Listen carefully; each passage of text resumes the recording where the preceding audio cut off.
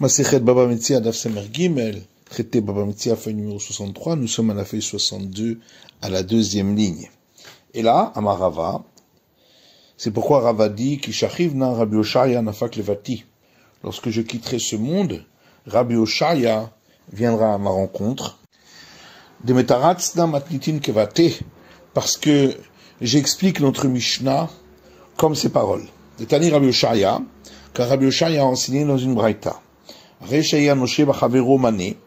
Si quelqu'un avait une créance chez un autre pour la somme d'un mané, vers Allah, et le créancier est allé vers Ahmad al-Gorno et s'est tenu debout devant la grange de l'emprunteur. Vers Amar, il a dit à l'emprunteur, Teni ma'otai, rends-moi mon argent, shani rotse li karbahen chitin, parce qu'avec je vais acheter du blé. Vers Amarlo, et l'emprunteur lui a répondu, chitin yeshli shani utanecha, j'ai du blé à te donner, si tu veux. Tsevase alay bashar shel achav, et je te fournirai plus tard du blé selon le cours d'aujourd'hui. Higia azman chitin imkor, est arrivé le moment où on vend le blé, et donc le cours avait augmenté. Amarlo, le créancier a dit à l'emprunteur, Teni chitin, donne-moi donc du blé, parce que je voudrais le vendre pour acheter avec du vin. Amarlo, l'emprunteur lui a dit, si tu veux, j'ai du vin à te donner, je te le paierai plus tard, au cours d'aujourd'hui. Et lorsqu'est arrivé le moment où on vend le vin, et le cours avait donc augmenté, Amarlo, alors, le créancier a dit à l'emprunteur, donne-moi mon vin, parce qu'avec je voudrais acheter de l'huile. L'autre lui a répondu, j'ai de l'huile à te donner. Si tu veux, je te les fournirai plus tard, au cours d'aujourd'hui.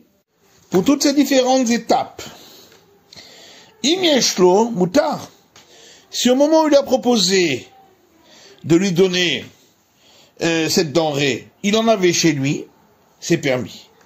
Eilo Assour. Mais si à ce moment-là il n'en avait pas, c'est interdit, car comme on l'a dit, il n'a pas reçu d'argent pour cela, mais c'est avec la dette qu'il veut lui donner cela. Et donc s'il n'en a pas, c'est considéré comme une dette pour laquelle il va lui donner un intérêt, puisque ça sera payé au cours bas, alors que ce sera donné lorsque le cours est haut. Amar Rava dit, on peut apprendre de cette braïta de Rabbi Oshaya trois choses. On peut apprendre de là qu'on peut transformer une dette en fixant de donner des fruits pour cela, et au cours du jour, même si on va les donner plus tard. Et on ne dira pas que c'est un cas où il n'a pas reçu d'argent pour cela, mais comme on l'a dit dans cette braïta-là, ce sera permis si effectivement il a les fruits chez lui. Et c'est ce qu'on dit ici, on apprend de là donc une deuxième chose, que c'est seulement s'il a ses fruits effectivement chez lui. On apprend encore de là, qu'on suit l'avis de Rabbi Yanaï, d'Amar Rabbi Yanaï, car Rabbi Yanaï dit, malihen, mali de mehen, que lorsque il vient lui donner les fruits qu'ils avaient fixés, on ne fait pas de différence s'il lui donne ces fruits-là ou s'il lui donne autre chose de la même valeur, comme on a vu dans cette braïta. Des Itmar, puisqu'on a trouvé là-dessus une discussion, Rav Amar, aussi namana be perod, ven aussi mamana be damim. Rav dit, on peut fixer de fournir des fruits plus tard au cours d'aujourd'hui, mais on ne peut pas le faire en fournissant plus tard autre chose que ces fruits. Alors que Rabbi Yanaï dit qu'est-ce différence si on lui donnera par le suite les fruits ou autre chose de la même valeur. Métivé, on objecte contre l'avis de Rav à partir de la braïta qu'on a vue de Rabbi Oshaya qui dit Kulam imieshlo mutar, que dans tous les cas, si il a les fruits en question, ce sera permis, bien que plus tard, il ne lui donnera pas ces fruits-là, mais leur contre-valeur. Amaravuna Amarav, chez Machach. Et Ravuna répond au nom de Rav, que la Braïta parle d'un cas où au départ, il avait tiré les fruits vers lui, donc il les avait déjà acquis. Dans ce cas-là, il pourra recevoir la contre-valeur. Mais pas dans le cas où il les avait pas acquis au départ. Et la Gemara demande que chez Machach, si vraiment il avait acquis les fruits, est-ce que on a besoin de le dire qu'il peut lui donner la contre-valeur? C'est évident, puisque, en fin de compte, il n'y a pas eu un prêt, mais il avait acquis immédiatement. Et là, en vérité, on parle d'un cas où il n'a pas vraiment acquis, mais on avait réservé pour ses fruits un endroit dans un coin, bien que ce n'est pas vraiment une acquisition, ce sera quand même permis. Ou Shmuel Amar. Shmuel lui donne une autre réponse pour expliquer notre braïta d'après Rav, en disant Hamani Rabbi Yudahi, que notre braïta d'après Rav, elle ne va que d'après Rabbi Yuda, d'Amar Tzadechat Beribit Mutar, qui dit que s'il y a seulement une éventualité qu'il y ait un intérêt qui soit pris sur ce prêt, c'est permis. Or, c'est le cas ici, car il n'est pas sûr que les fruits vont augmenter. Mais Rav, lui, suit l'avis des sages, que même s'il n'y a qu'une éventualité, c'est interdit. Comme on a vu dans une braïta, si quelqu'un avait une créance chez un autre pour la somme d'un mané, Vasalo Sadehu Mecher, et l'emprunteur lui a donné son champ pour vendu, au cas où il ne le rembourserait pas.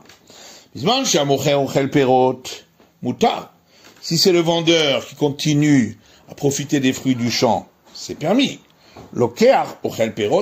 Si c'est l'acheteur qui profite des fruits, c'est interdit, parce que dans le cas où il lui rembourserait plus tard, le champ n'était pas vendu, et donc ce sera considéré comme un intérêt pris sur ce prêt. Rabuda dit même si c'est l'acheteur qui mange les fruits du champ entre-temps, c'est permis, puisque il n'y a que une possibilité que ce soit considéré comme un prêt intérêt, puisque si il ne lui rembourse pas, eh bien en fin de compte ce champ-là avait été vendu, donc c'est pas un prêt. Amar lahem Rabbi Yuda dit au sage, Maaseh beBaitos benzunin, il y a une histoire avec Baitos benzunin, Shasa Sadehu Mecher, qui a donné son champ comme vendu lorsqu'il a emprunté d'un autre. Alpi Rabbi Eliezer ben Azaria, sur la foi de Rabbi Eliezer ben Azaria, Velokar Ochel Perot Haya, et c'était l'acheteur qui mangeait les fruits. Ambrolo Misham Raya, les sages ont dit, est-ce que tu vas amener une preuve de là-bas? Mocher Ochel Perot Haya, Velokar. C'est le vendeur qui mangeait les fruits, non pas l'acheteur. Maï Benayou, quelle est la différence entre l'avis de Rabbi Yuda et celui des sages? Amarabaye et Abaye dit, Tzadechat beribit ika benayou. La discussion, c'est concernant le cas où il y a une éventualité qu'il y ait un prêt à intérêt, est-ce que c'est permis ou pas? Rava Amar ribit amnet larzir ika benayou.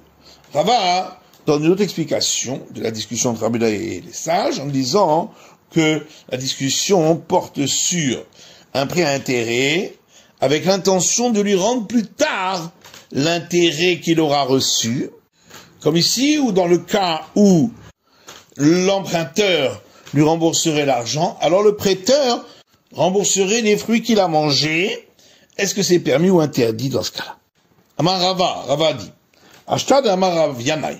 Maintenant que Rabbi Yanai a dit, Malihen, Mali de Mehen, Amrinan, que nous disons quelle différence si il lui donne les fruits qu'ils avaient fixés ou s'il lui donne la contre-valeur, Mali de Mehen ou Malihen, Nami Amrinan. Eh bien, nous dirons également quelle différence s'il donne la contre-valeur ou s'il donne les fruits eux-mêmes. Ou poskim al chercher Bachouk, va piche enlo. De là, on apprend qu'on peut fixer de donner des fruits sur le cours du jour, même s'il n'a pas de fruits chez lui. Étant donné qu'il a reçu l'argent pour cela, et qu'il peut aller les acheter, parce que nous disons quelle différence si c'est les fruits, ou si c'est l'argent qu'il a reçu maintenant pour cela. Et Tivé Rapapa et Ravuna Bere de Rabbi Yoshua les Rava. Rapapa et Ravuna fils de Rabbi Yoshua objectent contre ce que vient de dire Rava, à partir de la braïta de Rabbi Oshaya, qu'on avait vu, Kula mimieshlo mutar imenlo asur. Dans tous les cas dont on a parlé, s'il a effectivement les fruits, ce sera permis, et s'il ne les a pas, c'est interdit. Amar Lehu, il leur a répondu, Atam alva'a. Là-bas, on parle que c'est avec une dette qu'il veut lui payer, Achaz vine, alors qu'ici, il lui donne de l'argent, donc c'est considéré comme une vente. Rabba et Rabbi Yosef d'Amre Tarvaïhu, Rabba et Rabbi Yosef, on dit tous deux. Pourquoi nos sages ont dit qu'on peut fixer de donner des fruits plus tard, au cours du jour, même s'il n'a pas les fruits? Parce que l'acheteur peut dire au vendeur, le bienfait que tu m'as fait, tu peux l'enlever et le jeter dans les orties. Maya Nitli, quel bienfait m'as-tu donné? Si j'avais à présent encore l'argent que je t'avais donné auparavant, je pourrais moi-même aller acheter ces fruits maintenant à bas prix à Hiné et à Chile. Donc j'ai rien gagné, et donc on ne considère pas qu'il y a eu un intérêt sur ce prêt. Marlé Abaye et Rav Yosef, Abaye et Rav Yosef, et la Meata, mais alors à ce moment-là, on devrait autoriser de prêter un volume d'un CA de blé, à condition qu'il lui rende une CA de blé, bien que plus tard, le cours aura augmenté. Monsieur Nematsi a marlé, parce que là aussi, le prêteur peut dire à l'emprunteur, j'ai pas besoin de bienfait que tu me rends, tu peux le jeter dans les orties. Puisqu'il peut lui dire, est-ce que, si j'avais gardé mon blé chez moi, est-ce que il se serait dégradé dans mon entrepôt? Bien sûr que non, donc tu me donnes rien. Amar lui répond à Tamalva. Là-bas c'est différent parce que c'est visible que c'est un prêt. À Razvin. Alors qu'ici c'est une vente, c'est pourquoi on était plus coulant. Amar Ravada Baraba le Rava. Ravada Baraba dit à Rava. Rava le mitavzouz et le safsida. Pourquoi dit-on, dans notre cas à nous, qu'il n'a rien gagné? Et s'il devait lui-même aller chercher du blé ailleurs pour moins cher, il aurait dû payer des pièces de zouz à son envoyé. Il lui dit effectivement, il devra lui donner cela.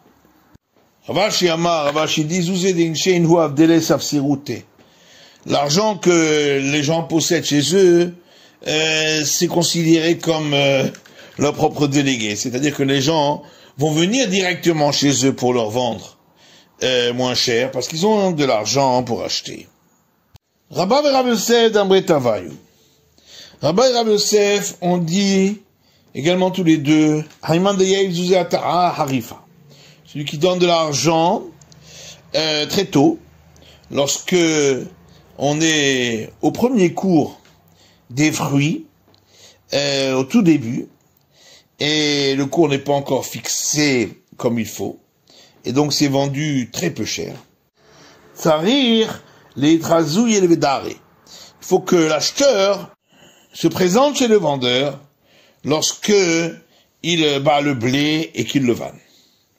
Le maï, il a demandé, mais pourquoi? Il est mikna, si c'est pour l'acquérir, halokane. De toute façon, tant qu'il n'a pas tiré le blé vers lui, il n'a pas acquis. Il est kaboulé alim chez para. Si c'est pour que le vendeur ait sur lui la malédiction de celui qui a reçu l'argent et qui ne donne pas la marchandise, qui l'ont étrasé, Nami me kabel alim chez para. De toute façon, même s'il vient pas chez lui pour se montrer à ce moment-là, de toute façon, l'autre aura reçu cette malédiction s'il change d'avis, puisqu'il a reçu de l'argent. Et là, dit le kabo ale chez para. Non, on peut toujours dire que c'est pour dire qu'à ce moment-là, il reçoit sur lui la malédiction de celui à qui on a payé et qui ne donne pas la marchandise. Car celui qui donne de l'argent au moment où le cours est au tout début, le bétré ou tlata y arrive, il donne cet argent à plusieurs personnes en général. pour savoir lequel d'entre eux a les meilleurs fruits. Et c'est pourquoi on ne prend pas en considération uniquement le fait qu'il a payé. Et s'il vient se montrer au moment où on bat et on vanne le blé, à ce moment-là, ça veut dire qu'effectivement, il compte sur lui pour lui donner la marchandise. Et sinon, à ce moment-là, le vendeur peut lui dire, moi je pensais que tu avais trouvé des meilleurs fruits et que tu les avais déjà achetés, c'est pourquoi je ne te l'ai pas vendu. Ravashi dit, maintenant que tu as expliqué que c'est pour montrer qu'il compte sur lui, même si il a rencontré dans la rue et il lui a dit je compte sur toi, c'est que vraiment il compte sur lui et l'autre a l'obligation de lui donner la marchandise, sinon ça appliquera sur lui cette malédiction. Rav Nachman dit la règle concernant l'interdit du prêt à intérêt. Quand la garde a tarlé à sourd, à chaque fois que celui qui a prêté reçoit quelque chose, une récompense, par le fait que il lui laisse le temps de le rembourser, c'est interdit. Rav Nachman dit encore, si quelqu'un donne de l'argent à un vendeur de cire pour recevoir plus tard des pains de cire, avec arba, et au moment où il a payé, on vendait 4 pains de cire pour un zouz, et le vendeur a dit à l'acheteur, je te donnerai 5 pains de figues pour un zouz. Itneugabe mutar. S'il avait déjà les pains de figues chez lui, à ce moment-là c'est permis, on ne considérera pas que c'est un prêt, c'est juste le temps qu'il aille trouver ces pains de blé pour les apporter. Itneugabe, mais s'il ne les avait pas chez lui, à source c'est interdit parce que il s'agit là d'un prêt. Et la Gemara dit Pshita, c'est évident ce qu'il dit. Qu'est-ce que Rav Nachman a besoin de le dire? On a besoin de cet enseignement de Rav Nachman dans le cas où le vendeur avait déjà donné de l'argent à un autre vendeur pour recevoir ses pains de figues. Qu'est-ce qu'on aurait pu croire? Étant donné qu'il lui a donné l'argent pour cela, dans quelqu'un qui habite dans le même endroit. On considérera que c'est permis, comme lorsqu'il lui dit laisse-moi le temps jusqu'à ce que mon fils vienne pour apporter, ou jusqu'à ce que je trouve la clé. Kamash Marlan, il faut bien m'apprendre